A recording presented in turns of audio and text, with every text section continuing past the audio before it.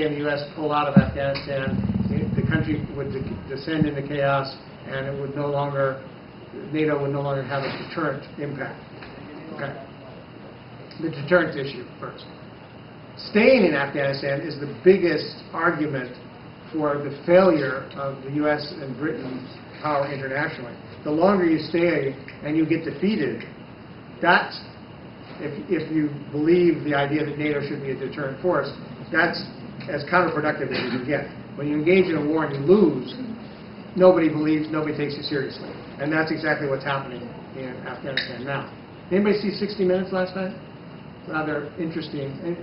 I guess maybe it's only old geezers who still watch 60 Minutes. I don't know. It might be on Hulu or something. I don't know. But you know, there was this fascinating segment from inside Afghanistan, and it was favorable to the U.S. troops, but basically showing they're out in this outpost, constantly being attacked by the Taliban. There's constantly people coming across the border. And the U.S. has less and less support, not more and more support. After 9 years, and these guys are fighting, he admitted that they're getting less and less support. So the U.S. is losing the war, and it's going to be a continued downhill slide. A tougher question, and one that I get a lot, is, well, what would happen? I mean, if the troops pull out, wouldn't that mean the Taliban would come to power, women would be forced back into the home, and all the other horrible things that the Taliban did? The key thing to understand is that the human rights conditions, including the conditions for women in Afghanistan, is already bad. It's already gotten worse under Karzai and under the U.S. Because, why? Because the people around Karzai, the people that have allied with the U.S., are fundamentalists with a right-wing interpretation of Islam that is no different on most issues from that of the Taliban. When I interviewed Nazemi, who's a former Taliban leader who's now gone over to the other side, he's now part of the peace process with Karzai. When I asked him about women, when I asked him about human rights, when I asked him about all the other kinds of issues, he hasn't changed his views at all. When you talk to these warlords that are allied with Karzai, they think women should be at home. They don't think women should go to school, etc., etc. So what you have is not freedom-loving Democrats versus evil right-wing Taliban. You have two sets of extremist fundamentalists, one of whom supports having Western troops in Afghanistan and one of whom does not. And when you understand that, you realize that there's going to have to be some kind of a political settlement. The U.S. ultimately is going to have to pull its troops out.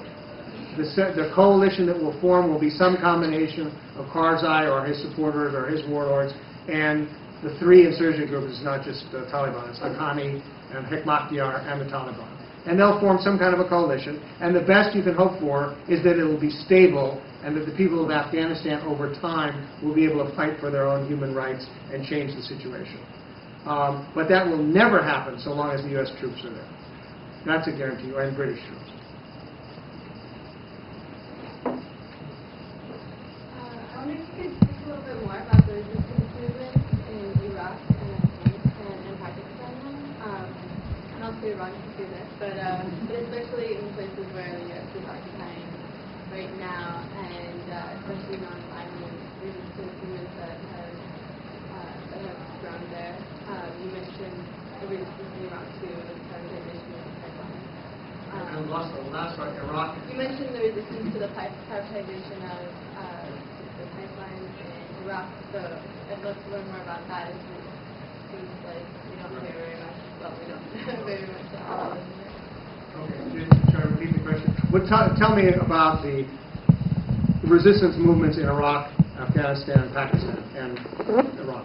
A small question. Okay. Let's see, we got a little time. In Iraq, as I mentioned before, all the Iraqis were supposed to throw candy and bring flowers to the troops. The U.S. was going to draw down its troops to a small presence and let Ahmed Chalabi or somebody like him run the country. That was the neocon plan. That went off the rails almost immediately because the former Saddam soldiers and others who supported Saddam while in